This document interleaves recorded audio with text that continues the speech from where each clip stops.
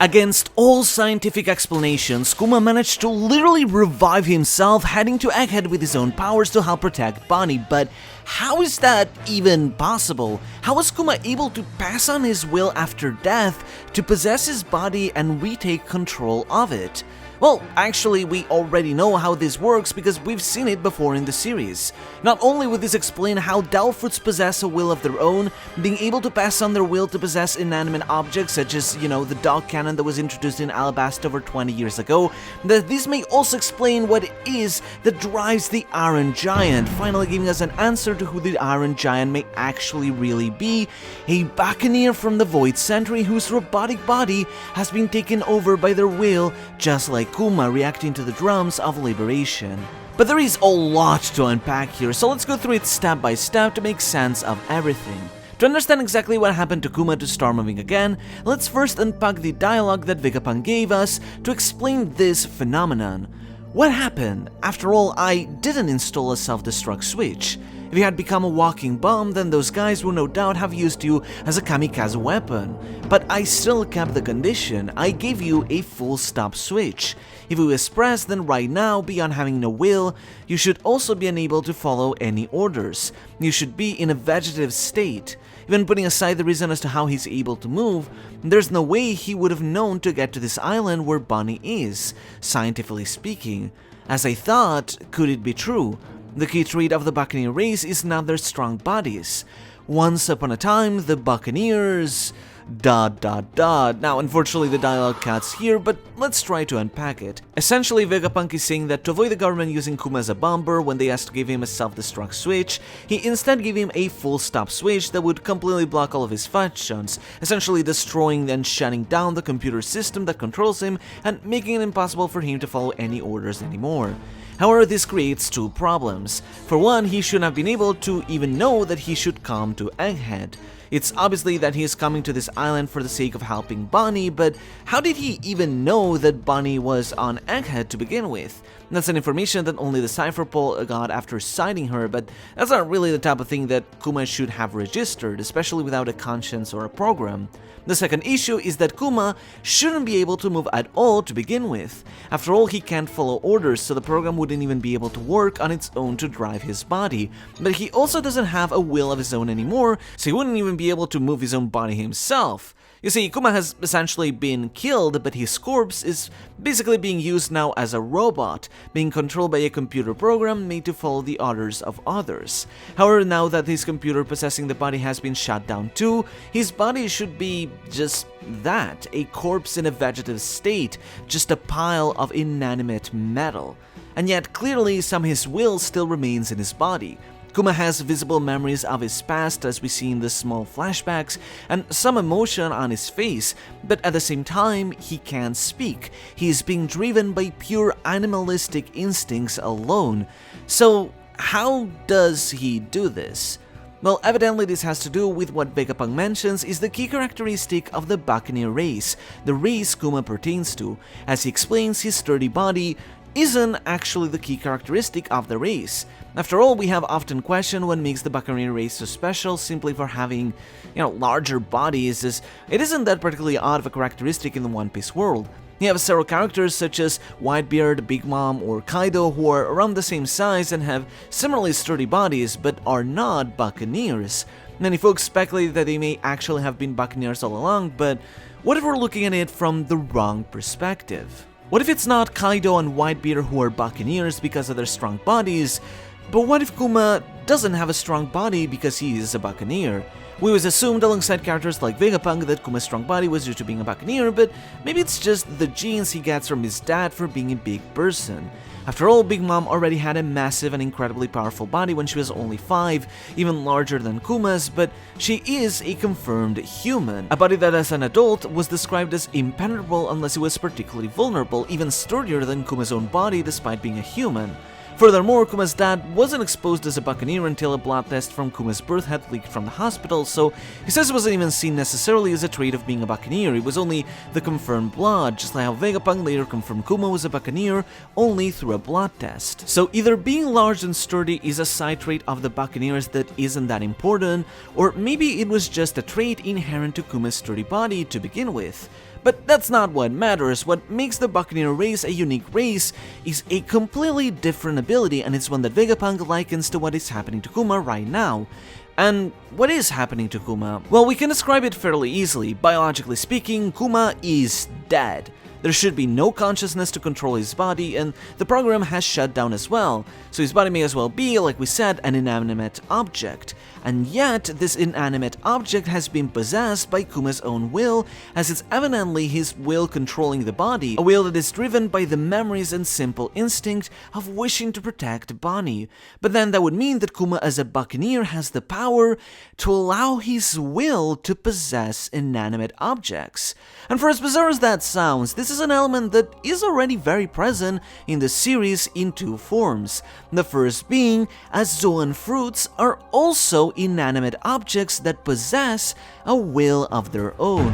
It's been stated how Zoan fruits have an actual will that allows them to influence and draw themselves around people. This is particularly seen present in the fact that Zoan fruits can be fed to inanimate objects, allowing them to come alive as inanimate creatures. Vegapunk used this technology that was later spread to create Lasso, the dog cannon of Mr. Four and Miss Merry Christmas, as well as Funk Freed, Spandam's elephant sword. Kolskitskiaki also accidentally triggered this effect when he tried boiling a Delfruit in his kettle, causing it to come alive as a raccoon dog after, quote-unquote eating the fruit. In the case of Lasso specifically, it was even stated back then, all the way back in 2001, 23 years ago, that it was a certain scientist in the Grand Line who had discovered the technology of how Zoan fruits could be fed to inanimate objects, something to which Usopp replied, and I quote, "There's no way that Delfruit possess a will of their own," so clearly Oda already had part of this plan back then. So not only do Zoan Delfruits possess a will of their own, but this will can also take over inanimate objects to take a life of their own, even if technically the original host has already died or is just a body that isn't really alive, like an object. This is likely what explains Delfruits being reborn even after a user dies, as the myth of Delfruits states that a devil possesses your body, and when you die, it simply leaves for a new host in a new fruit. This is also explained as the reason why eating two Delfruit causes death, as the myth says it causes two different devils to enter into conflict.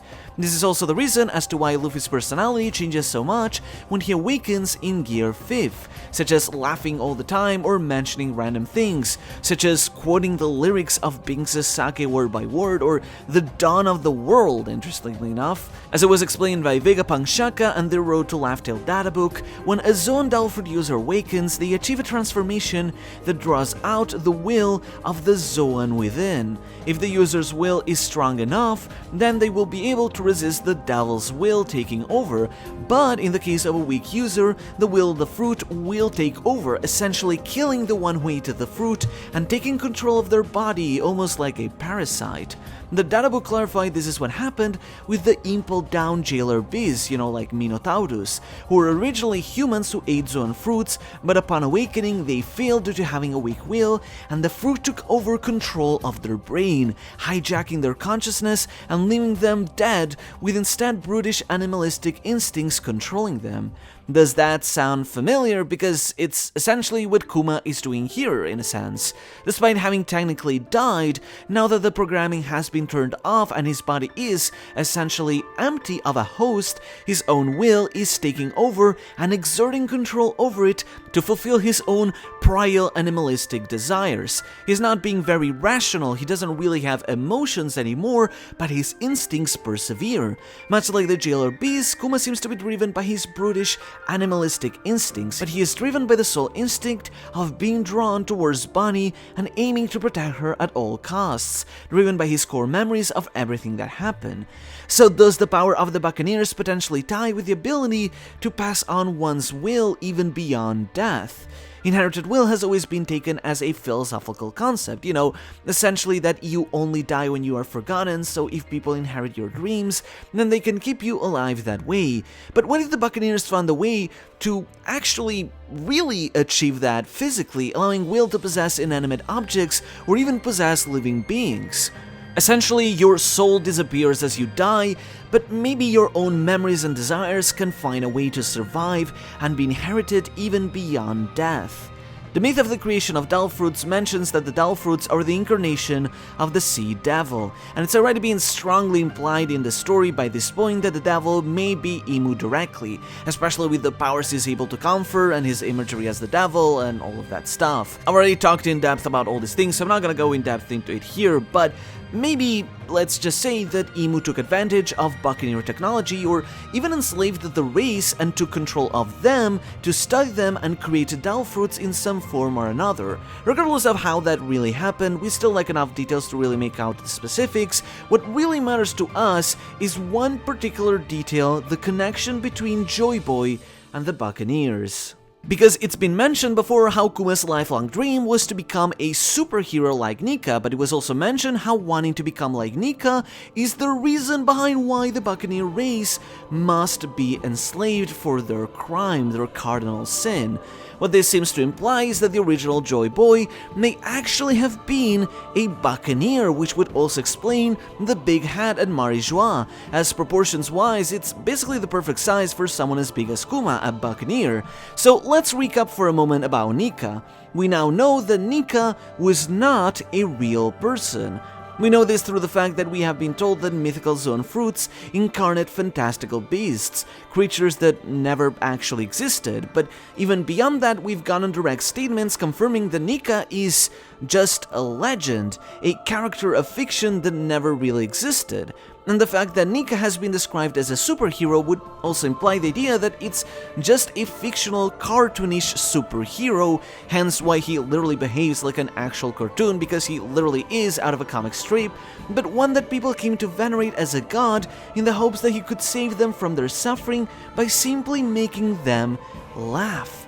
However, there was one person during the Void Century that did literally become Nika, making the fictional superhero reality through the fruit that was the Hitohitonomi mythical model Nika. This person came to be known through the superhero nickname of Joyboy. The original user of the fruit, the first Joyboy, died during the Void Century, but the fruit would then use its will to escape from the government for 800 years, causing no one to awaken it again until the present, when it would draw itself to Luffy and choose him as its successor, making Luffy the second Joyboy of the present. But as we see, part of Nika's own personality has been passed on to the fruit itself, such as laughing all the time. It should be noted that this only manifests during Luffy's awakening, not his normal usual state, and even when awakened, Luffy still claimed to be himself, showing that he still has control over the will within his fruit. Still, this explains why Luffy randomly starts mentioning things like lyrics of Bing Sasake when transformed, or brings up the dawn of the world, something he shouldn't even care about, as fragments of Nika's character, and maybe potentially some of Joyboy's own original memories, still remain ingrained within the bloodline elements of the fruit. After all, as Vegapunk mentioned, bloodline elements of the genetic code do seem to retain the memories of their original hosts. Other particularly exposition this plot point through Snake, who despite being a clone still retained the instinct of the original Hancock to have affection for Luffy. So similarly, it's possible that Dal fruits may very well retain some of the memories of their original hosts or creatures they incarnate, ones that may resurface when awakened, but are still vague and diluted enough that they were difficult to make out fully. And perhaps the power of the Buccaneers played exactly into that, allowing in some form to pass on their will onto inanimate objects. Just to be clear, maybe it's not necessarily that all zone fruits are Buccaneers who became fruit devils or anything, but rather it's possible that whoever created the fruits was able to copy and replicate the scientific phenomenon of will remaining after death that the Buccaneers have to make Dal fruits reincarnate themselves, with zone fruits in particular also becoming outright conscious due to the way that they work, with letting you transform into other creatures, with the creatures coming to life on its own, possessing a will of their own. own. Much in the same way that Vegapunk accidentally caused a snake to retain memories and clone a mythical Del fruit as well, maybe the original creator of Del fruits, likely Emu, found a way to replicate this power of the Buccaneers. So similarly, through this power, Kuma may have been able to possess his own body after death by allowing its will to take over even after it technically died, just like in the same way that a dog like Lasso was able to take over an inanimate gun. However, the computer system that Vegapunk built likely took priority over controlling Kuma's body, causing him to blindly follow orders and unable to manifest his own will. But now that the computer system has been essentially shut down and destroyed, Kuma was free once again to take control of his body, driving him to his instinct of being drawn towards Bonnie to protect her. And so this brings us around full circle onto the big elephant in the room, nay, the big iron giant in the room, because isn't that also technically what happened to the Iron Giant? Vegapunk noted that the peculiar trait of the Iron Giant is that it doesn't have a command cabin to begin with. So unlike the Vega Force or the Frankie Shogun, the Iron Giant is not a mech meant to be piloted from within. It's a robot that moves of its own volition. We assume this works like Kuma being a robot that follows orders from others, but what if it isn't? Vegapunk pointed out that he could never figure out what it is that drives the robot. He couldn't get to command it, order it, or awaken it, and he could never figure out what power source was driving the robot to move on its own when, by all means, it's just a hunk of junk that doesn't have the circuits of electricity that would normally power a modern robot like the Vega Force. But when you think about it, what if the robot has no power source? What if the robot is actually simply alive on its own right, an aspect of science that even Vegapunk wasn't able to fully figure out, because the Iron Giant is just like Kuma, it's just a pile of metal that can't be controlled or ordered anymore, yet it still moves because it possesses a will of its own. Think about it, the parallels between Kuma and the Iron Giant have been countless. The Iron Giant was essentially formally introduced and his role in the story explained on the exact same chapter as Kuma beginning to move and run away towards Egghead, which there's no way that's a coincidence. Then Kuma repeated history by scaling the Red Line and assaulting Marie-Joie just like the original Iron Giant did, driven by pure instinct. Not saying there's a reason behind it, but it's definitely a relevant thematic parallel. And now both of them are awakened here on Egghead at the same time, and both have a connection to the rhythm of the drums of liberation being so important to them that Oda has deliberately built up. The Iron Giant awakened upon hearing the drums of liberation, its instincts being drawn to Joyboy, meaning that this Iron Giant may actually be a Buccaneer who has survived ever since the Void Century by passing its will onto this iron robot. Admittedly, the Iron Giant is a bit bigger than the common Buccaneer, about the size of a giant, but there's easy ways to explain this. Either one, Buccaneers used to be a lot bigger as they were believed by some to be sharing blood with giants, but their blood got diluted over time with humans due to their species basically going almost extinct, or more simply, this Buccaneer got augmented with a bigger body because, why not, it's cool. But regardless, it doesn't matter, it would all just make perfect sense. Oda is introducing the narrative thread of a Buccaneer like Kuma being able to pass on his will beyond death onto his inanimate, augmented, robotic body, because he's also trying to explain how a Buccaneer from the Void Century was able to pass on its will onto its own augmented body and live on even beyond what counts as technical death. Keep in mind that this doesn't mean that these Buccaneers are still alive in the proper sense, that one's own memories and one's own instincts can go on even beyond death, even if their own soul and their own life ends. So Kuma may actually be properly dead, but his own instinct of wishing to protect Bonnie, the memories passed down on through the bloodline elements, is still possessing and driving his body to fulfill his deepest desires. Perhaps in much the same way that the Iron Giant was also driven to climb the Red Line to attack Marie-Joie. But okay, I know this may sound a bit crazy. In fact, I could be completely off the mark, but I have to say it. Think about it. If this Iron Giant is actually a Buccaneer, then who is he? He could just be some character from the Void Century we don't yet know about, but what if he actually is someone we already know? What if the will residing within the Iron Giant could actually be Joyboy himself? Maybe the first user of the Nika fruit did indeed die and the fruit reincarnated, but its will remained lingering within this iron body, his memories and instincts. Then 200 years ago, it reactivated and its instinct drew it towards Marijois. This is for two reasons. On one hand, Marijois is obviously the home of its enemies, but for 900 years ago when this robot first came to be, there existed something before Marijois which was created 800 years ago, and that is the God Country, the nation of the Lunaria, which also served as a key central point for the people of the Ancient Kingdom, an immense kingdom which we know was formed by people of many races, but it kinda seems to imply that the God Country may have been a nexus or an important spot for their kingdom.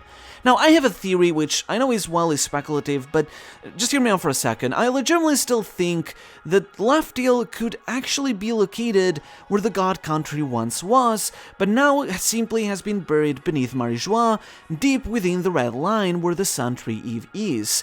I know there's a few things that may not add up about that, but let's assume that Roger somehow found a secret passage or a way to enter that place within the red line and whatnot, be it Annie's lobby, be it the reverse mountain, whatever you want, as we still lack the details of how he got to the island anyway. So if that's the case, hypothetically, and the One Piece still lays beneath Marijois, what if that is what the Iron Giant was being drawn towards? What if the Iron Giant's key instinct was to return towards its homeland, to return towards the One Piece, its greatest desire, in the same way someone like Kuma wants to return towards Bonnie to protect her? Well, we're diving into deep speculation here. Maybe the robot wasn't after the One Piece, maybe the robot isn't even Joyboy, but I think at the very least it's quite likely that the Iron Giant is being driven by a Buccaneer's will to parallel Kuma, or at the very least the same technology at play. It's not just a robot following a set of programs, it's a creature with its very own will, and one that may have even witnessed some of the biggest secrets of the Void Century. And think about it. Kuma arriving on Egghead and finally seeing Luffy transformed as Nika to the beat of the drums of liberation, while the Iron Giant directly parallels him and also gets to witness Nika in action once again after 800 years. As everything falls into place, Oda may very well be setting up a plot twist of iron gigantic proportions in what may be one of the most cathartic payoffs in the entire series, and I can't wait to see what he's got cooking in store.